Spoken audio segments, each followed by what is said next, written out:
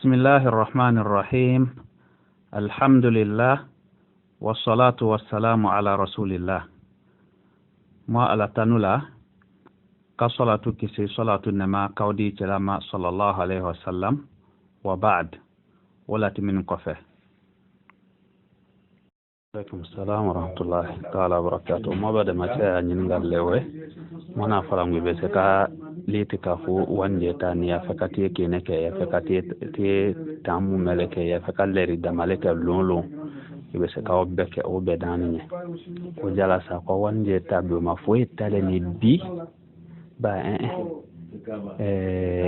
ibeseka wanje ta halibite ye ka kala ibesa wanje ta la halibite nakata tre ya fele tietana ba mi kono tere ikede lerifia kala wole nuani lenye iwe wanje tani bikro yali kono ne bi kafalala ti tami kono tere lerifia ngetowe kanalitika fula juma ngetowe kanalitika fule wala locha kono ti sawa ngetowe kala iwe ka amikala ti tamu me kono bese wanje talani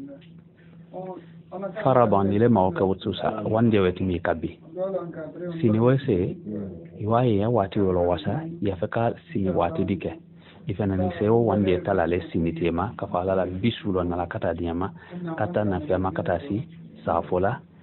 na fiama kata si suse wati la ngeto be kamisi la wala kata si faila ibe sewo wande tala fenani so batolo wasa nele kafoni alogbene neni wati mi otimi ka itisadi kautu wala itisa wande tala utu wosute. Naam, mwana kumala kuno modi ya nyingali kono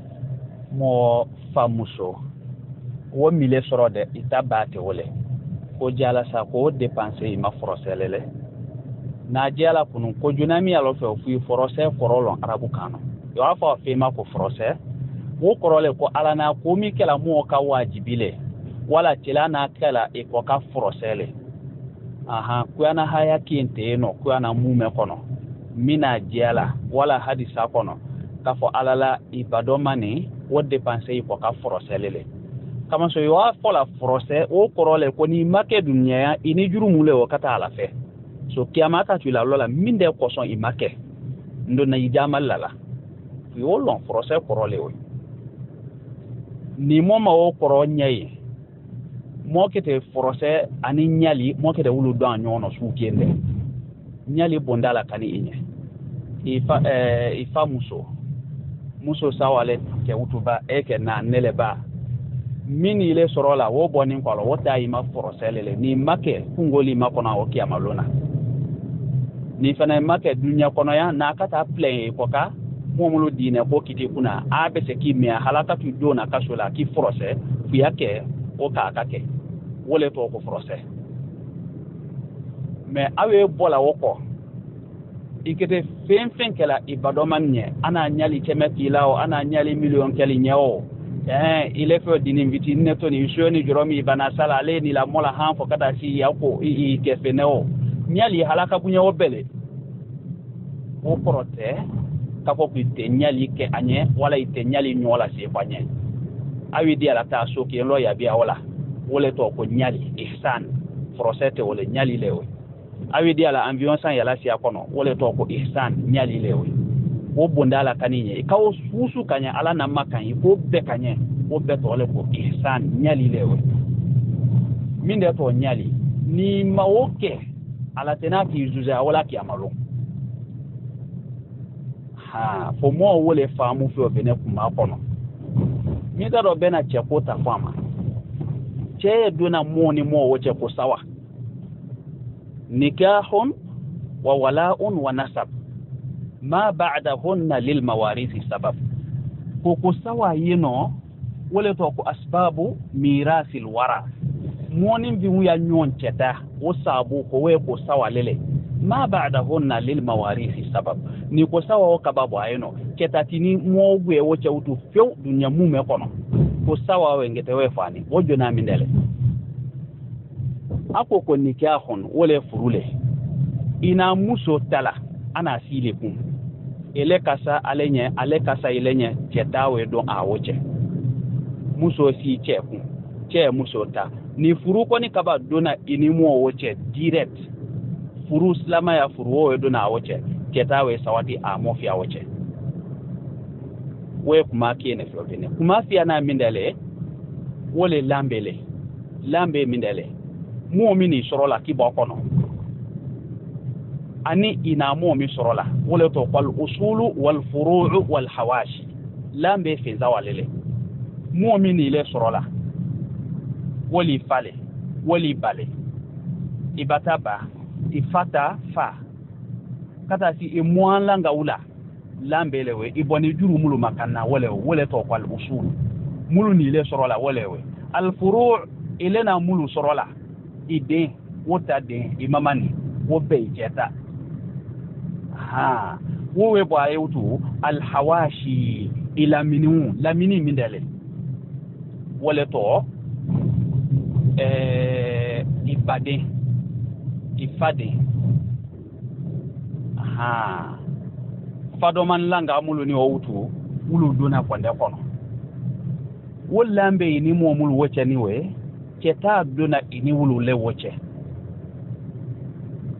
na finza wa mifani fenvia lewe asa wana mindele wole to qalwala modi ke jonyalo ile wo kan horo yala kala don horo yalo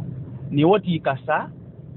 ibe se kawo cheta kama so ile na le bola jonyalo wole to ko wala na ka boko sawa woko lambete ini momi woche cheki ma so musoki ma soro ate bola yuke ma o cheta tini woche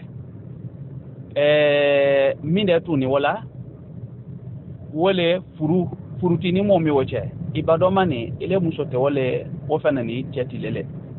akede nyoma soro la minde fe ni ado kabo furu ko ikeda fa ko lambe ya woche eske aleni soro la eske ibona konole wole to ko lambe ni lambe wote ini momi woche chetatini woche ala ka fem bedi toko ala bodi gwana kono wa in kana rajulun yurasu jalalatan aw imra'atun wa lahu akhun aw ukht ni mu'mina sala ni akata ke kwa madendoye ama dendoye no ama afatoye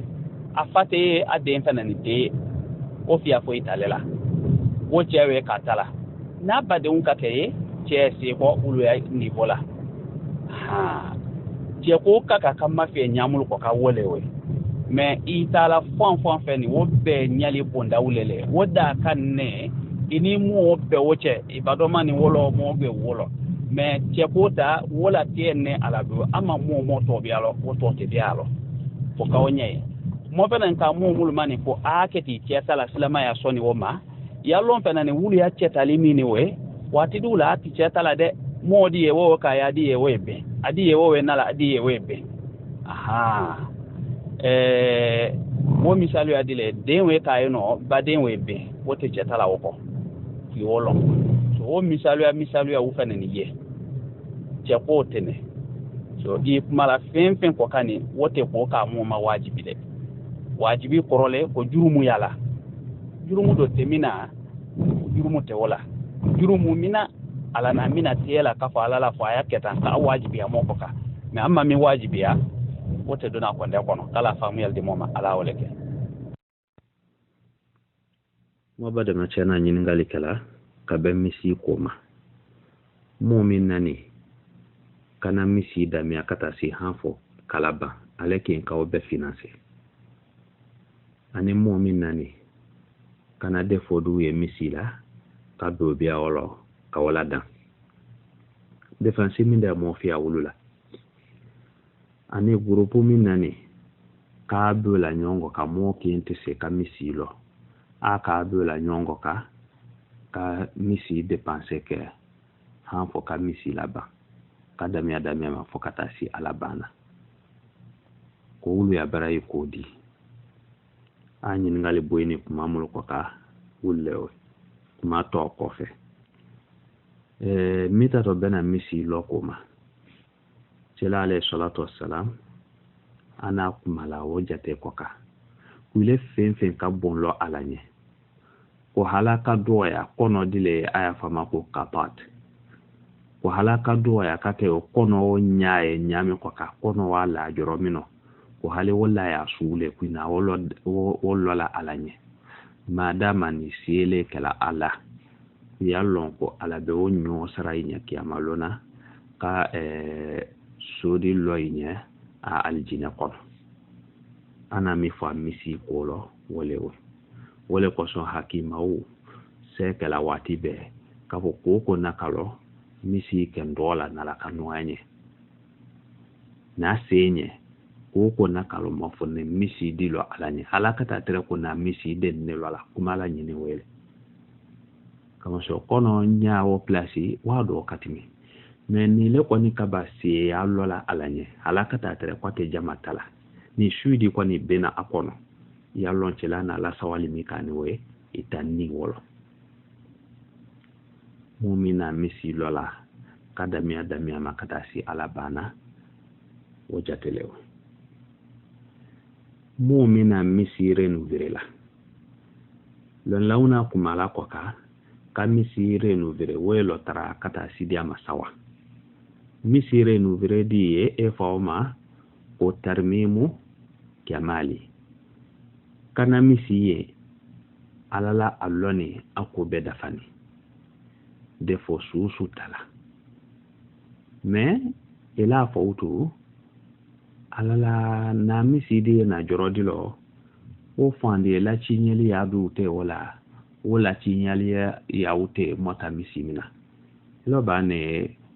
dépenser du ke sa aise ka mondi du bo wa fandu lo ka to la chinya ko kati mi ko ka e fa mo ko tarmi mo kamali ewena dépenser ke misi la katre misi ko be oba da falautu mais ele we be a misi lo la chinyeli ya du ye kawulu biala ulu titala lo launa fa o madi ana fa o kitimadi ako ma ko miniwe ko masurunya ni jurumu lela katimi barayi soro koka momina wokela ko walon ka foko amado ni jurumu la katimi barayi koka kama so ina dépenser mi kani we o we kondela walilo no lela wo miniwe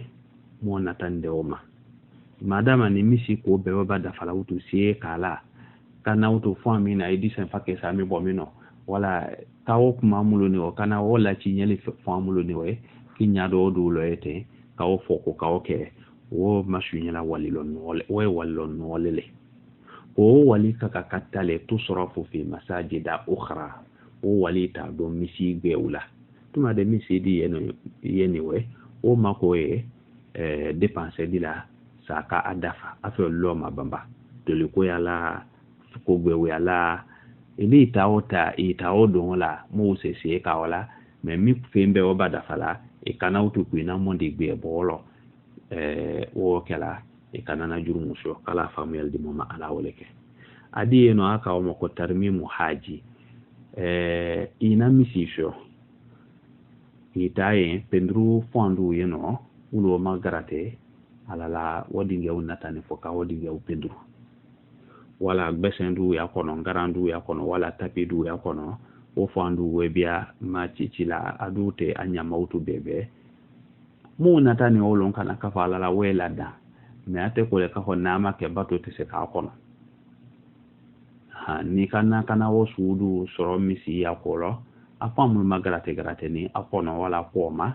ebe sibio la lo ka pendru san kala wodinge uma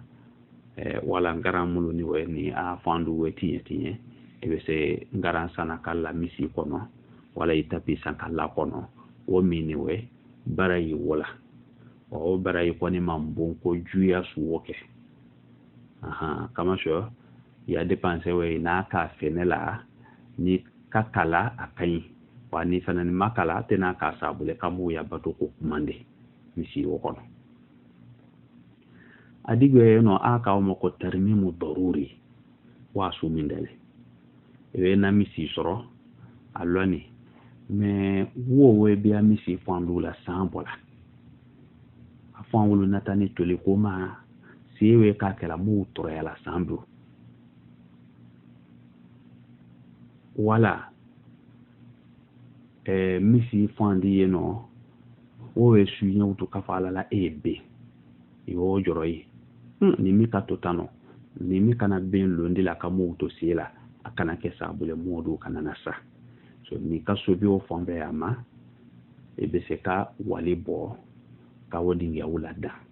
wo mini wala dan wajibilele islam uma ni ya dépenser ka buy wo su koka wala to ko tarmimu daruri wo barayi bunyale haya mi fone misi lo bo uma lo lasia mona wo haya fasela ko ti ube se ka do kono momina wo su kala wo ti be se ka do haya wo kono wo korolewe e be se ka barayi soro ya bare wala wo be se kala yo mo akonde yo ina misi le lola ana mi fola misiri arenu vire koma wo jatelewe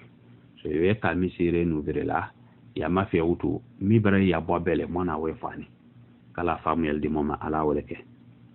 on wo mini wo jama wa bara ko kadi ko kajia wo jamala ana mi duna misi ya koloni halakata tere ko lena simamboro ki ne shola elena biriki dengi ne shola ni akaba odona misi lo tanki ile kwa nitawe misi wolo we kwandala utu sadaqatu jariya we sadaqatu jariya lele utu muo kingi na bene mina toko sadaqatu jariya sarakami abara itetea la halika sa ibara iseweka tanki mu sila misi wala ele do asi mamboro kinyalo ya tuli fere kinyalo ya fendi kwa ni misi wa kolo ya dasi kina dépenser la misi wo lo wati ya longtu ite lomi kana ya bare bello ni mafo bare suulu wotete la ima o bare ise wala tanki mu ko ni nakana fela se misi wo kono ele tawe seweka ka ko ala la ina ko dikala alanye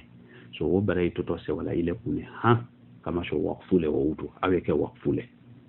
wakfu mindale femiye allo ni kaslama umuna fala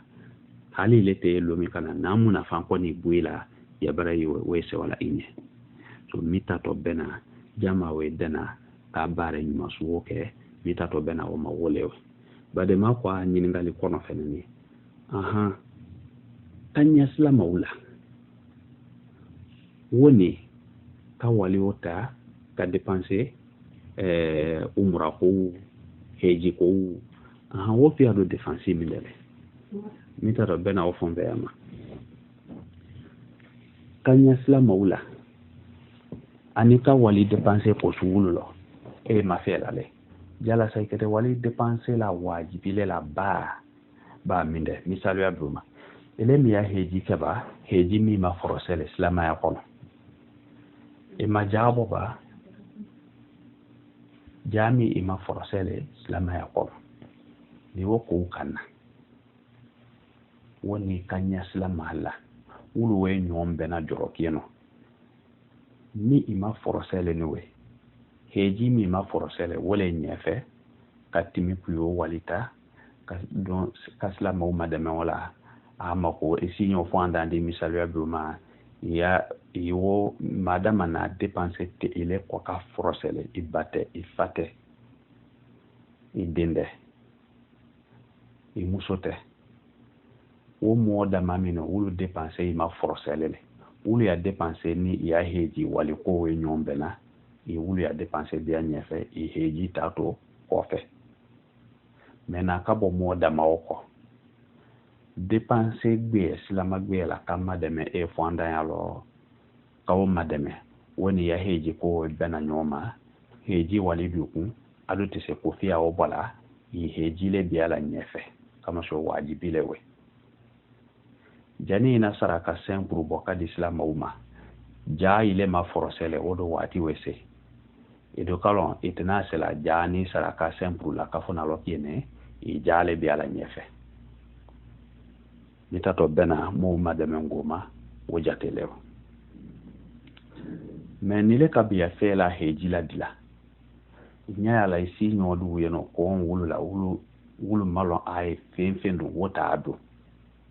waligwe bila afekana umra gbeke ba ya afekana heji gbeke ido wisi yake inge koko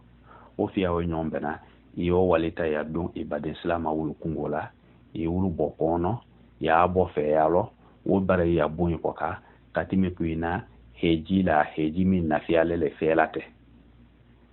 kala famu yaldi moma ala woleke islama nyodu yeno wala yati madu yeno fe ya ka kenya ta anyana i wulle madamena katimi umra mite wajibile heji mite wajibile katimi okoka mita to bena wodingi ama wojatelewa mo bare ma chadina ngal ka ko sete momie ko fawti murubo sete momie wote murubo la murudi la ulema aha muruka kadi momuma sete mulunya ko na sete ni islama ya kono wodunu wo ben kabu ko ka ala famu yelde mom ala waleke mabade jana ngal ka sefa wala wutri se nyama moti okuma kayano watidila ibese lofia sela ibana isi salamobia iwi ya toloki ense utu ka ofena salamobia ya fialewa awi diala ilo sawabe kalokene ita salamu kiembia la bana me fiti sela nyamingo kalete sela tende kafo yelo fia sela isi ita ya karai ka salamobia iwi kwa katoloki ense la ate sela ten hotebe kala famu yaldi moma ala waleke alete la ba fiti la nyanyama kala famu yaldi moma ala waleke mo se on baya nyi ngali boyla mindema sunake murumi bola mo kama ngo zakatul fitr yala samo ese awali bola le ba ite sa awali bola isala wa yasila le kala ta subela ba ite sala wa yasila mo se mon baya kuma boyla mi kwaka ululewe asia monje mono afisa bonde ya jelana kumala okoka alayhi salatu wassalam afene ne kamolo sun ama ko sundo be bo me mo aje ala fe bene ate wajibile mo bema kama so doye setalenye afa ko kajuruta kazakatu fitri bo aka kadi miskina numule masete mulunye ale de la wululema wo korole wutu ko wulu tabola kama so na seti lenye ate forosele ile koka ko ni forosele na seti lenye e benale kabuta wajibi amisewe kinye i wole kala allo na fuise makinye o kala be ben kabo ikoka sunje kani wo misalu ya dilele jaye wo misalu ya dilele heji fanani wo misalu ya dilele mita to bena awajibi ya ni mo mi koka wo jatelewe che ya bo mo ya dépenser ya ma frosele e wo betabo e muso e wo tabo e denw e wulu tabo e wurobo ni wulu ya dépenser ilele kun frosele c'était alunya ilele lo ni a kungola o kala e wulu tabo fefe fonene ya bo kelengele na bema ka kongo si chene lonye jani aitato si chene boyalo yaka fensu mindele balomi maloni jamana kono yake ole ni malole do ni fene mi maloni yake malole ni nyole do ni fene yake nyole ni fonile yake fonile ni sosole yake sosole o kala yabo femulo jelana wala jate sila alayhi salatu wassalam lon la sia mona wala ma fe la utu ko hali mabo fengelo mafo jamana balo wulu so ni tela o wulu fo utu ka ajate u fofo so aba u fana wa jate ja aluta ka temi ko ma bo femulo wa jorodi ye fo kawo mafe lon law fana ka kuma o koka do be se kani ale jamana dilo na ka fo ni e o malo sango nyanyi ndamia odi to mo nya ka o ko nyanyi ni o be gbe yale makatimi wotina sa no ala anya minde be se no ala wonya ka be atali ala wosuma wole ake walile kadi modima ibn taymiya na fala koni haju kata ke wonya su kwaka e be sakala walile yadi modima ya jate miya walilo o kala yo walita yadi miskina ndima ni kata ke jorolo alala ile si ya bluma itisa miskina ko jate lwana te bake wele yo nu saudi ala yante mini wati siamwa mota nyaena kafo alala miskina ni jile nga kata na zakatu fitri di muumima o kala ni kallon kafo alala ibo jamana mi kono ibe se ka miskina usoroe iya zakatu fitri ya konde bo yalata ya jamana o kono miskina ni sene mulu e aya takadi wuluma o kala wajibi ladi aha ikede modu kamena wati dula jati la déplacer la te kata te siata la jaya la déplacer la wa kuma jiro mindelo na kata tere ile sinyo kwanda ndiye nya la wodu ni ko begbani fim fene buta do fo ila jawe be dala wa luluma awe be dala wa tama kule wa lulu mu me bela bo wonya ko kawala ta ha po jamana jandilo imada sikin so kadi oma yo mo kamena ikajala déplacer aya fo akala mulu ko ka wulewe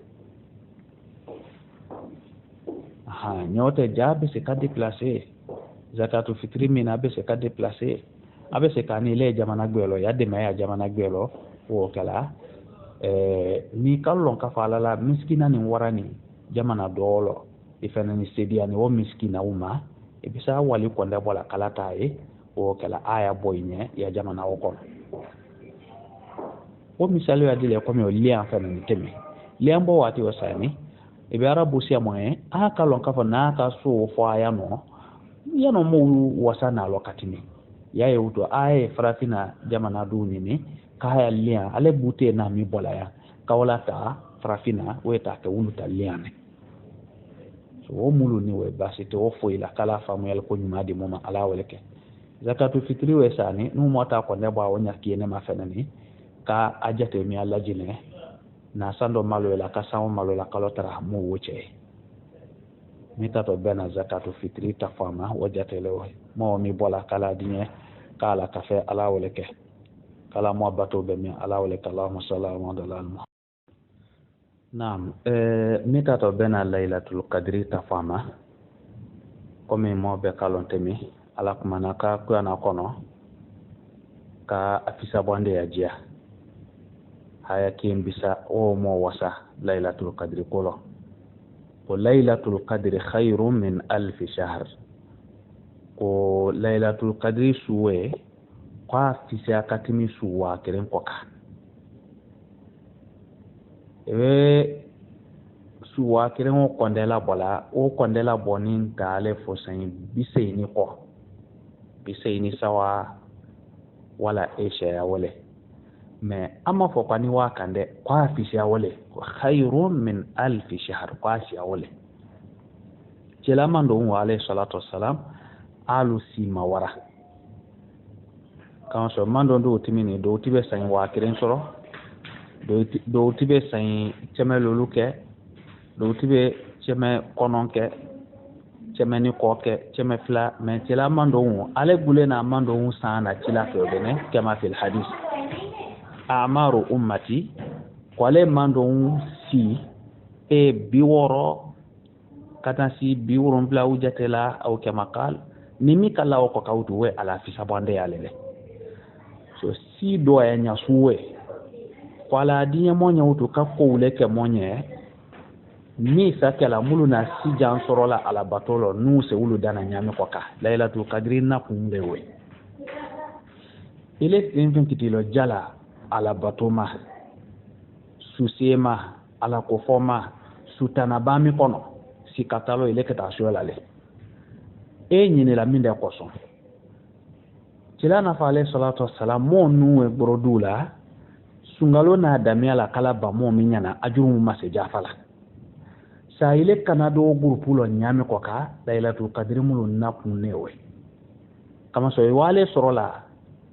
nala kadiye nya kabia ihali elo sain bisaini ko kawo barai di ima suke mbisa kono asia monzia mono e jurumu jafa wolole ala dinyalo sungalole bu ko wole kabban fo ala dinya mo jurumu jafa Aisha na cilani ninga mikela alayhi salatu wassalam ni laylatul qadri kanzoro nakedi ne minde fo ana fadi ku ya fo Allahumma innaka afuwun tuhibbul afwa fa'fu anni Allahumma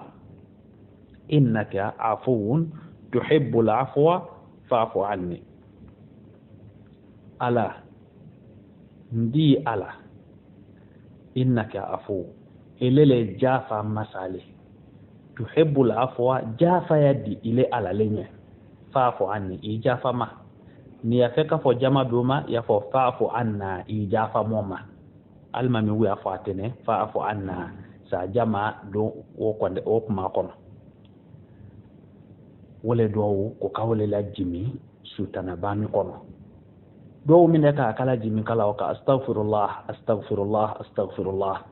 ni kaka dila o ko ka astaghfirullah alazim alladhi la ilaha illa huwa alhayyu alqayyum wa atubu ilayhi bisa wala ka awi dia la idan astaghfirullah astaghfirullah astaghfirullah awi dia na idaino awi dia la astaghfirullah alazim astaghfirullah alazim astaghfirullah alazim afana wi dia la bisa dila o ko ka astaghfirullah alazim wa atubu ilayhi astaghfirullah alazim wa atubu ilayhi wobbe ya fonya dilele wodite adi contrôle bekay mais idatu ala tola kala jimi sa ala dien kibia a makotoli kono nyame koka ala we jafala imma ana subami la dana i place bolo kala dien ka jafa mobe ma ala waleke mais momo hakito kodilo laylatul qadri be kumala afisa bonde ya baba wule koka mais kodi fana ya long we mindele nile kawo ben ya ala sosoluma kawo ben ya rendez-vous dima muso uma ifoite mulule frute ini mulu woche kawo ben ya sunyelima kawo ben ya dongeloma yallon kafo ko suo bunyani temini wo cho pisabonde ya bayala yo abena ala sosofa nanima ikete kungo basoro la wonya tiena koka amomo hakito ndialo so kilo ja kala bato sia monke do yeno akada fala alala misi ya janela ndese misi masorola ni misi ya jaila ninni ni ko sule la nyanamaya sudo la nyanamaya korote kafo fu sumu mele baynyana wotede bijuz minhu ni ka ami manolo iwoke ikawoke ala batola ikawoke sila ikawoke kuyana karana ikawoke ala kufodila ikoni loja watu tanabamini atire di katimi koka sudi katimi koka kabang kafo kuile mafenzo akono kawla nyenema hali mabeja matama me kakbeke sunolo kala Samuel di mama ala waleke. Wa alaikum salam wa rahmatullah. Mo bade njate nyingali minani kabe laylatul qadri koma ewe dindi asia mo mafela ti ifana wo mo sia mo mafela wulu be wala kono le kote mo ani worondlale ati o kawle tilate na ofo alayhi salatu wassalam amma ke ko domanda la mando umma me minde ko so amma wala ti akole ko ayanyini te mo ani kele mo ani sawa mo ani lolo mo ani worondla mo ani kono tere lolo ko kanyini o kono ko minde noyani yanyini ti tana bambe kono cila sunale tewe iwe ta longi kere la kawo kale kalu kwa nyongo tumale ile ta tire mwani worumla do ta tire mwani worolewe do ta tire mwani sembe se kaole ile ta mwani worumla mino mo mata da mado o kala yo kola ila to kadila wosinya wala lo kumana njola wojoro lo kona komena bena utusi la loma kumana kupela laylatul qadri awati londe longi fanen la tiende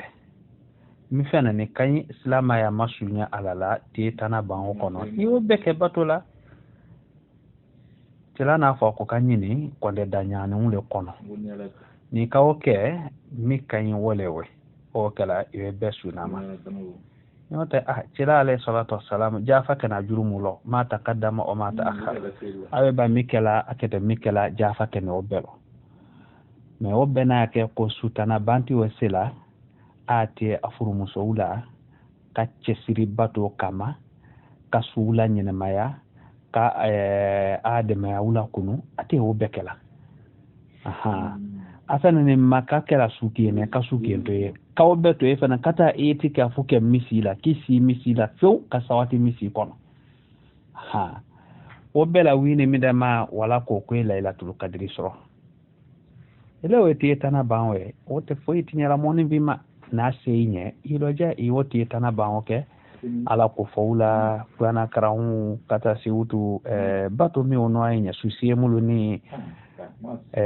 do allahumma innaka afu tuhibbul afwa fa'fu anni qawlu la jimi wokono sa ala hinaila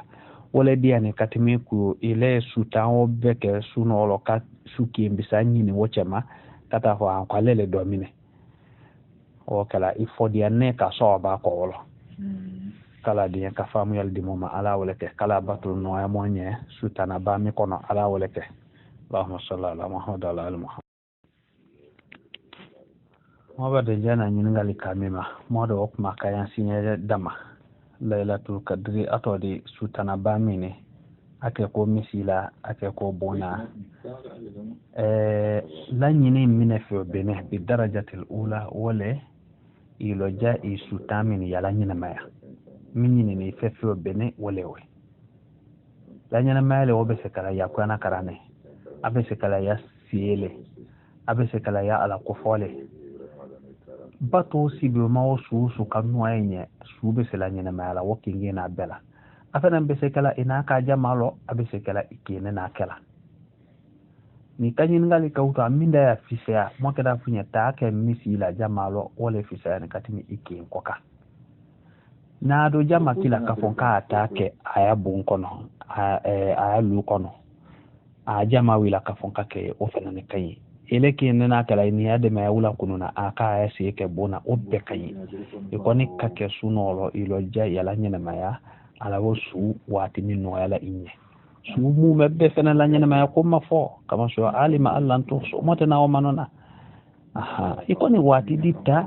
ina leri kene so la ba leri flale soro la ba iloja iwota susu iwala nyana maya ala ko fodila kala famu yalde moma ala woleke mo ba de jana nyin ngali kala kabe muru ya koma bon muru sumana femino faale le mako sa bon ne ko ni malon bena kilo jele ma malo bena kilo flale ma ba bena kilo kilini ko le ma alala ma ojatelo kan so awe men nete sungalo kala lajine ma lajine ta jatelo mbebeke me komi abon mbale ibisa mafera mi kan fo bene yabo malolo kama so mo do ni fe si ni fe mi ko ka wole malole ibisa bola malolo me ni mu mi ka wali bo ake walile wobe se kawti wasa ni mu mi ka ke walile wobe se kawo wasa celana so ba uta wati do ni fe mulu kwante ye ata bola wole lo me ko la nyini mindale ko ka fonda ula kare ka botaralima selona lo la mulu na o ma fe la utu ka fa alala ni kama fe walilati yani mola kare la ka botaralima katimi malo si amon koka ou bien malo di la ma ale nata to le fenani ta ofere sa mako nya bola ikoni wa ma fe la ne bi mo tawati minoni mo mako mi kala malo la o fanga ya bon katimi mo mako mi ka walibela o tono warala a koka katimi malo koka me mite bola chilata wati wolete malo le ani tamalo kene wu femulu doni femulu te wolo na te fangala ata bola wululelo lon la mun na jala wodingi aka ulu fana ko aka bo fe ndolo fo do ni fe mi waka e wolon kana mais silama ya do ale lo wasan baale alo wasan baale ni kama fe ka ko afoni kumi na ka o mafi alo bebe ke iketa yena ka fo ni mumi kata ke walile ka malo kilo jate o ka o ngali ke ka o lon o bena wali jate mima ka o la nyonga kadi miskina ni uma na ko nyana wote ke ko jule ala dinyalo don la siamone fenen na o fola kala sawati don la timini ulo ni le mo ka o ke few basi foi te wala o be se ki wasa ala famu yaldi moma ala walake. Assalamu alaikum warahmatullahi ta'ala barakatuh. Mo foli salam mo badembe ma grupo koka kabeza katu fitri koma mo sia mo nyin ngali kala afandula wodi mindale wole ajatele mo kenta kaka kabejele ma wojate sile lo kilo fulani kwale fiti na jala sawala melon la du ya fa ku be sakela sawale te mutu kama so ale be se jiri la wote basile awi dia la ileki ibe se kamalo boro kiensa ka kiaza katu fitri de do yano se mulu nya abe se kamalo boro jiri ka san kalo tara afa tasumana a jiri wote basile afana be se dila mo kema abe se dila mo sia mama na kata ke fanda ule kake miskina ule sete mulu nya do kaye no ale so dila a zakatu fitri bo so bela wala jamana gbe kono wulu te basile misalu ya bioma no sini saudi ala yantemini moma fanda ngo uni miskina ko mota na wulu nyena mo be se kili kani mo de me ke zere kure ou bien mo lombo adi ke zere kure wulo isa malata wulu ma abe se kiya zakatu fitri bo yeno wulu mulu ni wulu te basile abe se jema la kabo sodi la kata sodi la walon lawi afadi ni isi nyo fanda yeno inya wala wonna tanama ku kabo wole da kala ta jorogbe ala déplacer ko ay kuma balo fami fe wole buwe ne mo ito fe ala la wo gbenani ido nyala mini aka fe afana gbenani anata nama jani yala déplacer kabo wonya ko kala ta mo gbe mo wula jano aya fale ku yadi wo mautu kine mais wo fana ntajala ka fo ni ka ala déplacer iwe defo ke wala atena mi ala wote kala famu yaldi moma ala woleke na abo wati tire mois ani wuru mois ani sei mois ani kono kata si bisawala ni kalo kadafa ani sielon sulo kata si sielon somandala kakongo si chene wati nye kakongo si chene nye ebese abola o wati bekono afana ni wedi ala ebese kamo akode mo de la fakesa tana fingelotra ikake nyanyama o bebeni demi abakono ota kitidi lon lawko ku ibesa abola wo ma ala sabili listihbab kadi anyabu ma me ko te frosele wote frosele de kafoni mabo ma ijurumu le shola wota ate wajibile ima e koni be sakela kama so nyali bondale adakani mita to bena zakatu fitrima akiti kuno sunya bluma asia monewe kala famu yaldi moma ala waleke zakatu fitrika akadi islama ulema momulo ka islama le ka akadi ulema i joromino ni maslama yi iloja yala ta joro dilo islama use ka joromino ibesa walla ta joro dilo wa alaikum salam ni islama makito fe ya awalla ta sodila aya bo walilo obebe sekala kuma siamone lo lawdu akwaka kama so tilata watila te bola femino wolete balole lon ladu wole ka fo bi ko kabbe ke balole mais lon la gwe una kaye wuri aye na ka fo mo wati mino ne bi mo unata ne wali makatimi fembe koka so ni kadi walilo kote ka ko jule ya zakatu yo babo alewo ni ka kilo sawa jate me akawo walidi mo moma ko be se kala ya zakatu fitrile kala famu yaldi moma ala wala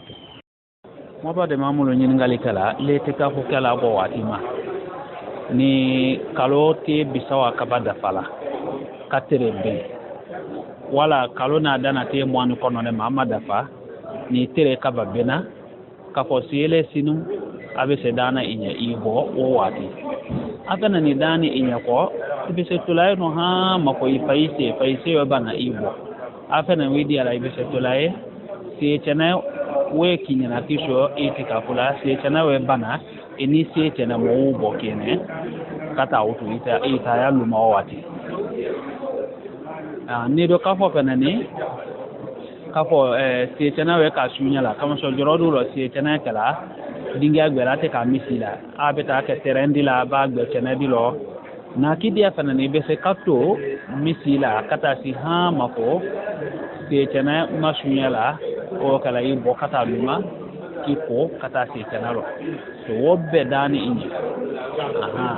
bi te mini uto awe bala sela ko sele si bowe la dai nya uto kata makata si ha ma ko se chana la ha ko se chana kola abbe ibo atinele kala famu yalde mama ala waleke wa alaikum salam wa rahmatullahi ta'ala barakatuh ay to la wulle ko madama ni ay jamana mi kono wollon la waji aka foko kalo mayen alu fe ko akede sunolo da falate bisawa ay to wulu ko mi ka wolo kan so wulu dati medila si ko lo bare ka wole la afeno so ay to wulu ko na tikata tere ka fa jamana kono mi biala saudia ko abe sakabia saudia ko kabia o jatema nu fa ni lajine shundo na saudia ma fa na tiela ma ka wulu ta nuani jamana mulu e ka fa lala ata do na saudia ma alu buya ya kalo nyinna ajene ni wulu kajia ka fa lala mo mayemba mo contineto e ka yeno i continue afa mi kan wolewe kala famu yaldi moma ala wolebe. هذا والله أعلم وصلى الله على نبينا محمد وعلى آله وصحبه أجمعين.